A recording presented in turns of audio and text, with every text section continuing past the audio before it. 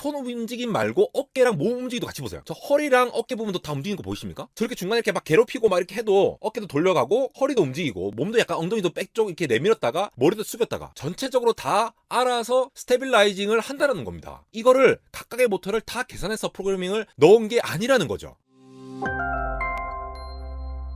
네, 여러분 반갑습니다. 한대공학 에러입니다. 테슬라의 로봇 옵티머스의 업데이트 버전을 이렇게 공개를 했는데요. 오로지 비전 처리만을 이용해서 캘리브레이션을 자기 스스로 모든 걸 다 하고 저렇게 색깔별로 자기 스스로 진짜 사람처럼 저렇게 옮겨놓는 행동까지 하는 옵티머스에 대해서 야, 저게 무슨 혁신이냐 라고 말씀하시는 분들도 계시고, 야, 저거 진짜 인간처럼 움직이는데 정말 놀라움을 표현하시는 분들도 있습니다. 저렇게 중간에 괴롭히기도 하거든요. 이렇게 좀 얍삽하게 따다닥 빼서 할 때도 순간적으로 딱 이제 구분을 해서 하는 모습을 보이는데, 오늘은 제가 여기서 어떤 부분이 정말 놀라운 부분인지, 기술적으로 기존에는 어땠는데 지금 테슬라가 접근하는 방식이 어떤 부분에서 그렇게 차별화가 되는지, 그리고 왜 다른 기업들이 이게 따라오기 힘들다, 예를 들면 보스턴 다이나믹스 같은 기업들이 있죠. 저런 것들이 조금 약간 우습기도 한데 저러한 모든 것들이 그냥 유희만을 위해서 한 것이 아니라고 보이는 부분들이 있습니다. 우선 영상 처음부터 핵심이 되는 부분 한번 살펴보도록 할게요. 자, 여기 보실까요? 여기 비전과 조인트 포지션 인코더, 이게 무슨 말일까요? 눈으로 봐가지고 카메라로 봤을 때 내가 지금 보고 있는 손의 이 관절들 있죠. 손가락도 이게 하나 둘 셋 마디마디가 엄청나게 많잖아요. 이 관절들을 지금 표시된 것 같이 서로 다른 색깔로 표현이 되어 있죠. 그래서 포지션을 인코딩한다. 그래서 포지션들을 각각 알아듣는다. 그리고 정확하게 자기들의 림, 사지를 이 특정 공간에 딱 위치를 시킬 수 있다라는 말을 하는 겁니다. 일단 우리가 실제로 인간이 눈으로 보듯이, 우리 좁은 공간에 있으면 이게 좀 제대로 서야 되고 이게 좁혀야 되고, 넓은 공간에 있으면 좀 편하게 있을 수 있잖아요. 그리고 내가 움직임을 하려고 할 때 내 각각의 조인트들이 어떻게 해야 될지를 스스로 캘리브레이션, 조정을 해서 위치를 선정을 한다는 겁니다. 기존에는 어땠을까요? 기존 같은 경우에는 이런 로봇암, 공장에 있는 로봇암 같은 경우에는, 로봇 매니플레이터 같은 경우에 이렇게 움직이면서 특정 고정된 위치가 있죠. 이 말은 뭡니까? 초기 값이 캘리브레이션 할 필요 없이 어느 정도 제대로 맞춰져 있다는 부분도 있어요. 그리고 물론 움직이다 보면은 기본 세팅 값에서 조금씩, 이 기계다 보니까 틀릴 수 있잖아요. 그러면은 그거를 이니셜라이즈 하는 작업들이 있습니다. 그리고 이 기계들을 보시면 지금 어깨 부분, 그 다음에 팔꿈치 부분, 그 다음에 손목 부분, 이렇게 다 돌아가는 것도 있고, 이렇게 각각 조인트들이 있잖아요. 각각의 이 모터들로 움직이는 이 위치를 선정을 할 때면 상당히 많은 복잡한 과정을 거치거든요. 이게 모든 것들이 프로그래밍이 되어 있습니다. 예를 들어 오늘은 제가 간단히만 넘어갈 건데, 이게 고등학교 때 뭐 행렬 연산이니 뭐 이런 것들 얘기하는 거잖아요. 결국 그래서 첫 번째 모터와 두 번째 모터와의 상관관계, 이러한 것들, 모멘텀들도 다 계산을 해야 되고, 속도와 가속도 이런 것들 다 계산해서 반응을 해줘야 돼요. 그런데 이게 실질적으로는 서로 모터들이 움직이면서 어떤 영향성을 가지고 있는지를 계산하기가 정말 힘들거든요. 그래서 이 부분들을 그냥 삭제해가지고 0으로 독립적이다라고 가정을 한 다음에 막 계산을 합니다. 그래가지고 이리저리 계산해가지고 각각의 모터들이 얼마만큼의 힘으로 돌려야 할 것인가, 이런 것들을 다 계산을 하고요. 이런 것들을 움직일 때마다 끊임없이 계산을 하는 거예요. 특정 각도로 움직이는 각 가속도도 계산을 하고, 속도도 움직이고, 그래서 서메이션 해가지고 이 각각들을 움직이는 거를 계속해서 왔다 갔다 하면서 계산을 해줘가지고 결국은 어떤 특정한 시기에 의해서 프로그래밍 된 거를 바탕으로 움직이는 것이 기존의 로봇 매니플레이터의 제어 방식입니다. 그런데 이번 옵티머스에서 놀랍다라고 하는 부분이, 일단 각각의 프로그래밍도 필요 없이 비전만을 보면은 어느 조인트가 어디 있는지 움직일 때도 자기가 알아서 판단을 한다는 점, 그리고 그렇게 했을 때 각 관절이 어떻게 처음에 움직여야 할지를 캘리브레이션 한다는 거예요. 그렇게 완벽하게 캘리브레이션이 되고 나서는 색깔에 따라서 저렇게 알아서 구분을 할 수 있다는 거. 손 움직임 말고 어깨랑 몸 움직임도 같이 보세요. 저 허리랑 어깨 부분도 다 움직이는 거 보이십니까? 저렇게 중간에 이렇게 막 괴롭히고 막 이렇게 해도 어깨도 돌려가고 허리도 움직이고 몸도 약간 엉덩이도 백쪽 이렇게 내밀었다가 머리도 숙였다가 전체적으로 다 알아서 스테빌라이징을 한다는 겁니다. 이거를 각각의 모터를 다 계산해서 프로그래밍을 넣은 게 아니라는 거죠. 흔히 엔드 투 엔드로 모든 것들 다 학습을 해서 다 움직이게끔 했다라고 말을 하는데, 저랑 나마스테 뭐 이렇게 뻗는 스트레칭하고 뭐 하루 일과가 끝났으니까 나마스테 합시다라고 얘기를 하는 저 동작도 우습게 보이지만, 비전 처리를 통해서 나의 관절들이 어디 있는지를 쫙 보고 판단을 할 수 있다라는 거, 그리고 그걸 통해서 저렇게 움직였을 때 전체의 모든 관절들을 어떻게 스테빌라이즈를 할 것이냐가 눈으로 통해서 다 판단이 된다는 거죠. 이게 어떻게 됐을까요? 바로 옵티머스가 인간의 형체를 가지고 있기 때문입니다. 인간의 형체를 가지고 있을 때 우리 몸이 어떻게 움직이더라, 특정한 하중에서 특정한 움직임, 저렇게 손가락으로 움직일 때 어떻게 하더라라는 거를 온갖 데이터들을 저렇게 학습을 하는 거죠. 움직일 때 저렇게 움직이잖아요. 그러니까 손가락 관절 하나하나를 얘를 옮길 때, 얘를 딱 집을 때, 어떻게 누를 때 어떻게 해야 된다라는 기존의 방식을 쓰지 않고 그냥 전체 관절이 이렇게 하니까 이러한 각도로, 각속도로, 어떤 악력으로 움직이더라는 거를 학습한 다음에 비전 처리를 통해서 알아서 판단을 한다는 거죠. 마치 테슬라 테슬라의 FSD 버전 12가 그랬듯이 눈으로 본 거를 예를 들어 방지턱이 있으면 그냥 방지턱 가서 천천히 움직여 라고 프로그래밍 하지 않더라도 사람들이 저런 모양의 이미지가 돼 있을 때는 속도를 늦추더라, 아니면 신호등이 저렇게 갑자기 바뀔 때, 아니면 끼어들었을 때는 이렇게 움직이더라 라는 거를 학습해서 그대로 움직이듯이 옵티머스도 그렇게 한다는 거죠. 전체적으로 움직일 때에